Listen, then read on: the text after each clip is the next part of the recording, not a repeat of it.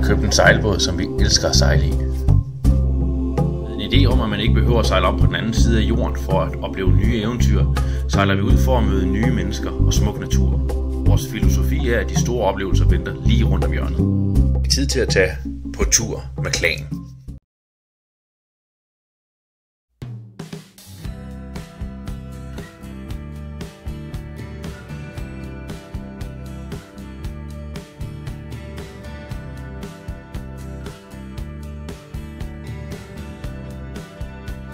Efter den første regnfulde uge af sommerferien er vi så småt på vej ud af Limfjorden. Vi får følgeskab af skonnerten Marie-Len Anne fra Struer, som er fyldt med unge mennesker. Vi vinker dem en god rejse og gode oplevelser. Al navigation ombord på Klan det foregår via søkortplotterne. Vi har papirkort ombord, men vi bruger dem faktisk ikke. De har ligget nede i skuffen, og der har de faktisk ligget nede de sidste 2 år. Man kan så argumentere for, om det ikke er farligt, hvis nu strømmen går ombord, at man så mister sin position. Nu har vi sejlet ret kystnært de sidste par år, så der er det forholdsvis nemt at finde ud af, hvor man er. Så jeg går med overvejelsen om at skrotte papirkortene og så nøjes med elektronisk navigation. Både den på søkortplotterne og så have en backup på en tablet. Vi ligger til i Løgstør i Frederik den 7. kanal. Løgstør by er en indbydende og hyggelig lille købstad, der emmer af både historiens vingesus og af, at de egentlig holder byen kørende med mange forskellige kulturelle tilbagevendende events. Frederik den 7. kanal blev bygget i 1856-61. Den er 4 kilometer lang, og på begge sider af kanalen er der nu nogle gode gangstier. Anlægget er i størrelse svarende til 1850'ernes største infrastrukturprojekt i sammenligning med 90'ernes Storebæltsbro. Den blev dog allerede 50 år senere næsten ubrugelig, da sejlranden mellem Løgstør Breding og Agersund blev udgravet hen over Løgstør grundet, og Frederik den 7. kanal blev lukket helt af i 1913. Den havde en dybde på 3,1 meter, og bredden er mellem 23 til 26 meter. Når der er højvande i Limfjorden, er Løgstør særlig hårdt ramt. På pælen står der 1936 på den nederste, 1981 på den mellemste og 2005 på den øverste. Når man ser Ole Henriksen på tv, så virker han altid så glad.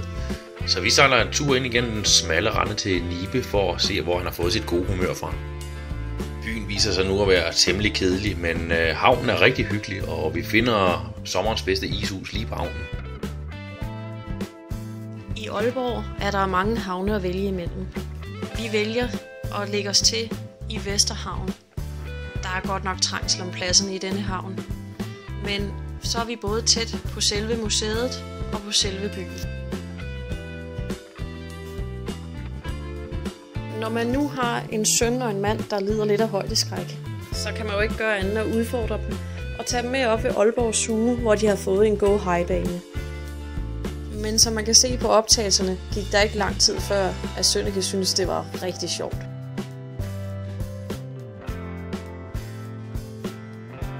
Som 2 porte lukker Aalborgs 2 broer os ud af Limfjorden. Jernbanebroen åbner stort set, når man skal igennem, men vejbroen åbner kun 1 gang i timen. Og kommer du for sent, må du pænt vente til næste planlagte åbning.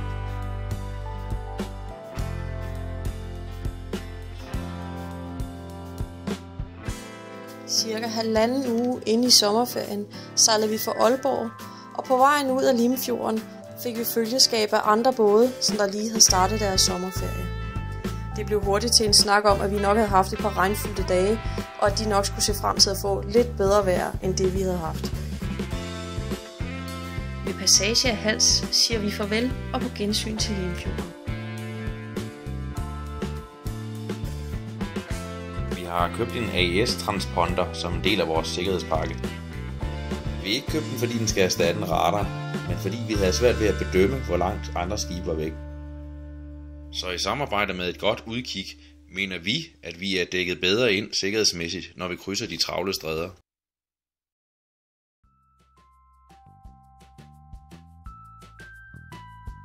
Øster Hurup kan nok ikke løbe fra, at det er en rigtig turistby.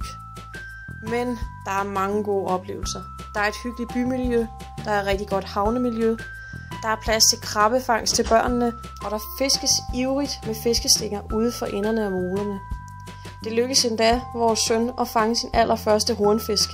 Han var ikke til at skyde igennem bagefter. Vi tog sejlturen over Kattegat fra Grenå mod Hornbæk Havn. Vi stod op sammen med solen, og de første par timer var det med en del medvind. Den døde langsomt ud, og så gik vi fra det kolde og regnfulde vejr til at solen endelig opdagede, at det var sommer. Her passerer vi Hesselø nordom i dejligt solskinsvejr. Hornbæk Havn har overlevet Bodil, og for delen de har gjort det godt. Yderhavns nye pladser blev færdiggjort de dage, vi lå der. Jeg kipper hatten for de fantastiske frivillige. Lige op ad havnen ligger en god badestrand, og med det gode vejr blev vi nogle ekstra dage til at ligge og dase i vandet og give flere penge til genopbygningen af havnen.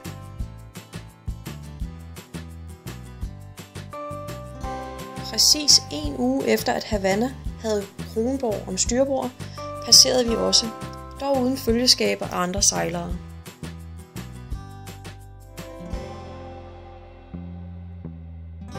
Ven i Øresund er en meget smuk ø. Hvis du ikke har været der før, så om noget skal du i hvert fald tilbringe en hel dag på øen. Man skal bare leje de gule cykler, og så er hele øen åben for en. Jeg har for en gang skyld fået en optagelse fra nordsiden af øen. Den er lige så indbydende, som den ser ud. Når vinden nærmest dør ud, og vejret viser sig fra sin varmeste side, er der ikke noget bedre, end når det er varmt på dækket, end at tage et lille holdt, og så tage sig en ordentlig dykke. Når vi har vores søn med, bliver vi nødt til ligesom at lave nogle foranstaltninger, for skibet det flytter sig jo ude på åben hav. Vores metode er at tage et reb og binde det på hesteskoen, og så putte hans svømmevest på ham, og på den måde boltrer han sig, som han gør her.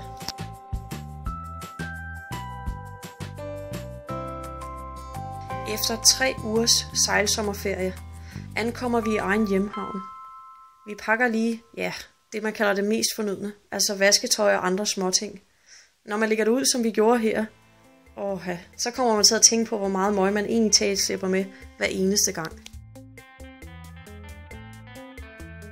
Ved hver afslutning af en sejlferie eller en sejlsommerferie står man med rigtig mange gode minder og rigtig fede oplevelser.